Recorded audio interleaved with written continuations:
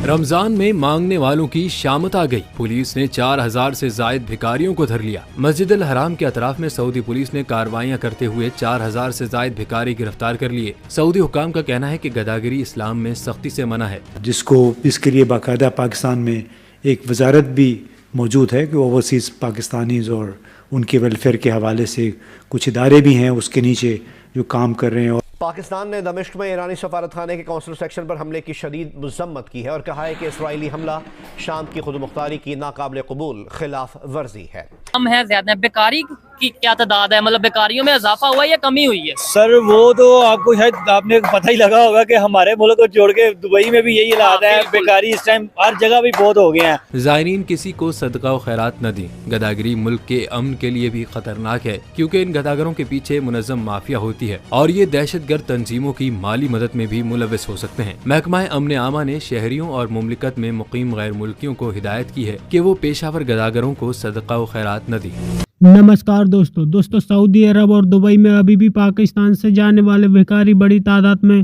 पकड़े जा रहे हैं। सऊदी अरब और यूएई लगातार पाकिस्तान को धमकियां दे रहा है कि वो पाकिस्तान, यूएई और दुबई में अपने भिखारी भेजना बंद करे, लेकिन पाकिस्तान की सरकार अभी भी पाकिस्तान से बड़ी तादाद में भिखारी भेज रही है, जिससे वो लोग तंग आ चुके हैं। सऊदी अरब ने तो पाकिस्तानियों का वीज़ा भी बैन कर दिया है, साथ ही दुबई में भी पाकिस्तानियों की एंट्री पर पाबंदी है, लेकिन उसके बावजूद भी बड़ी तादाद में पाकिस्तानी भिखारी वहां पर मौजूद हैं, जिससे दुबई और यूएई तंग आ चुके हैं और लगातार पाकिस्तान को कार्रवाई की धमकियां दे रहे हैं। इसकी रीजन यही है कि जब आपको खाने को नहीं मिलना, जॉब्स नहीं मिलनी, कुछ करने को नहीं मिलना, तो फिर आपने मांगना ही है ना जाके, चाहे वो पाकिस्तान में मांगे या बाहर मांगे। आप यकीन करें ऐसे ऐसे सोबर बंदे आते हैं मांगने के, हमें देख के शर्मिंदगी होती है कि यार ये मांगने वाला है। नहीं, उसके अंदर मेरे ख्याल से ऐसा नहीं है कि वो सोबर होते हैं या वो बेचारे मजबूर होते हैं। उन्होंने एक अपना गेटअप ऐसा बनाया होता है कि देखने में लगता है कि यार कितना बेचारा मजबूर होगा या कितना ये सीधा साधा बंदा। वो एक प्रॉपर ट्रेनिंग होती है। वो तो फिर जाहिर सी बात है, उन्होंने एक ट्रेनिंग भी होती है और उनका एक गेटअप उनका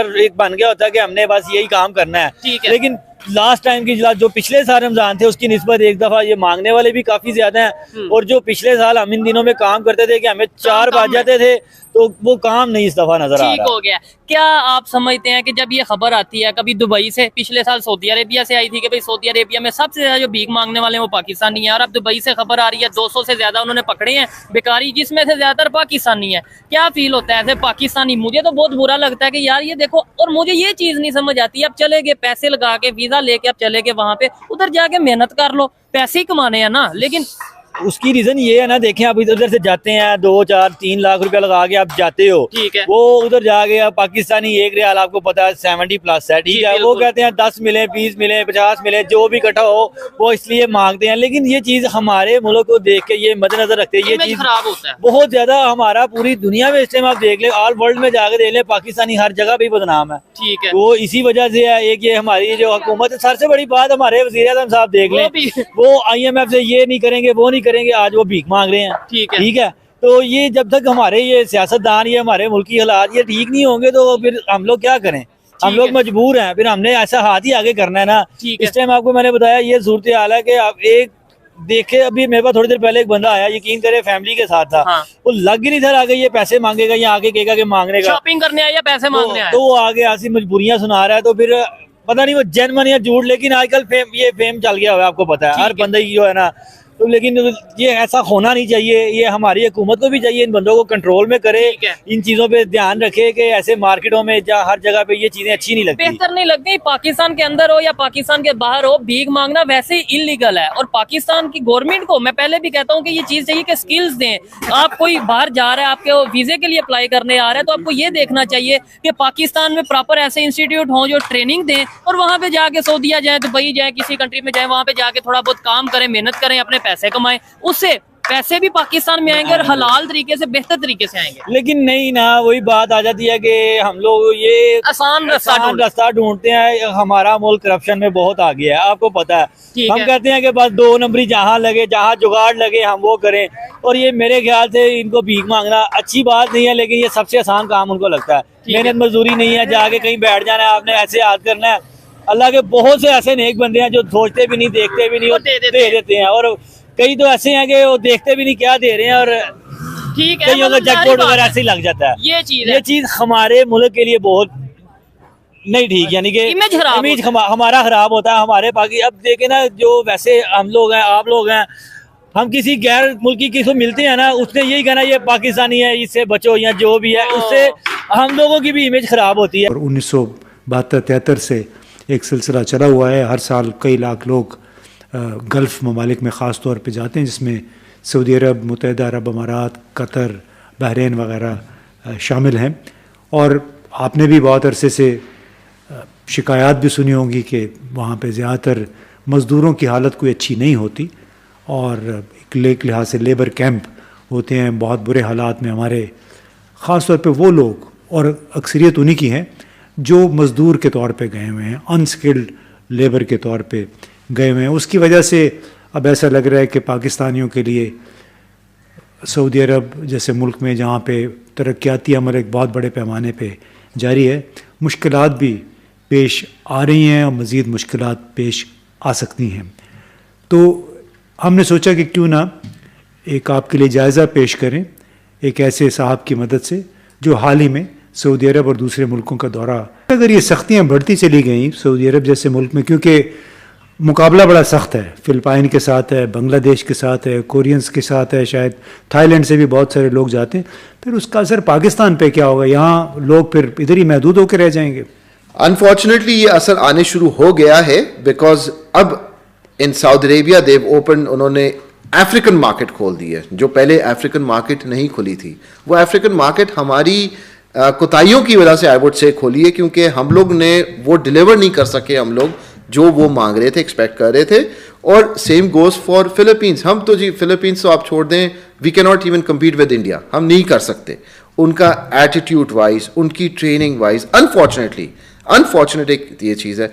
एंड यू नो इम्तियाज़ साहब, in my personal capacity, we represent big clients in the Middle East, और मैंने ये देखा है कि अगर मैं उन बच्चों को ट्रेन करके भेजूँ ना, honestly speaking, sky is the limit. अगर हम इनको 2 से 3 महीने की, ये मैं इन हाउस ट्रेनिंग की बात कर रहा हूँ, एक एज अ प्राइवेट इंडिविजुअल मैं बात कर रहा हूँ, कंपनी, हमने इनको ट्रेनिंग किया, एंड द गाइज और the companies over there were amazed कि जी ये बच्चे कहाँ से, ये पाकिस्तान से ही हैं। तो आपकी वही बात घूम घुमा के यही बात आती है, ट्रेनिंग इज़ वेरी इंपॉर्टेंट, जिसमें आपने जो इदारों के नाम लिए, अनफॉर्चुनेटली वो काम नहीं करे जिनका उनको रिस्पॉन्सिबिलिटी है। I am not talking about OEC का काम ये नहीं है, ओईसी का काम है टू रिक्रूट करना, वो एक गवर्नमेंट की एक वो है, बट जो ब्यूरो ऑफ इमिग्रेशन है, जो इनकी अपनी फाउंडेशंस हैं, वहाँ ट्रेनिंग शुड बी अ की एस्पेक्ट वाइल्ड रिक्रूटमेंट। हाँ, मतलब उसमें वही है कि आप कब तक सिर्फ गैर हुनरमंद अनस्किल्ड लेबर भेजते रहेंगे, और बाकी इलाकों में, दूसरे मुल्कों में तो लोग हाई टेक की तरफ मूव कर रहे हैं, मशीनरी का इस्तेमाल ज़्यादा हो रहा है। तो आप कुछ बता रहे थे कि फ़िलिपाइन और बांग्लादेश में बाकायदा सरकारी सतह पे ट्रेनिंग के प्रोग्राम होते हैं, वो क्या मॉडल हैं? जी, इन स्पेशली इन फिलीपींस तो वहाँ कंपल्सरी ट्रेनिंग है 2 महीने की या 2.5 मंथ की, if I am not wrong.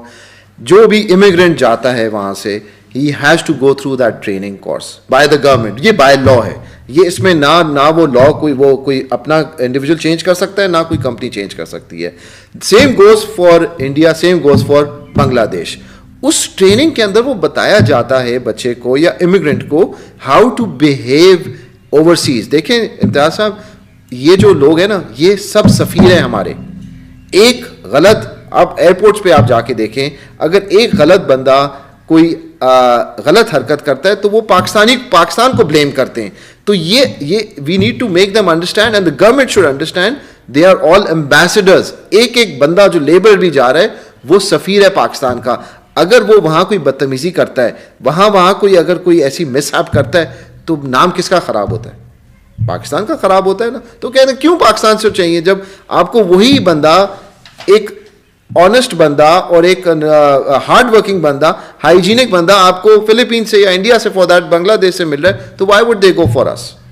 तो दोस्तों पाकिस्तानियों का कहना है कि जिस तरह से पाकिस्तान से बड़ी तादाद में लेबर गल्फ कंट्रीज में जाती है, वो सिर्फ पाकिस्तान से यहाँ से वीज़ा लेकर चले तो जाते हैं, लेकिन वहाँ पर जाकर वो कोई काम करना पसंद नहीं करते, बल्कि वो भीख मांगना पसंद करते हैं। यही कारण है कि ये लोग भिखारी बन जाते हैं। जिस तरह से पाकिस्तान का प्राइम मिनिस्टर से लेकर के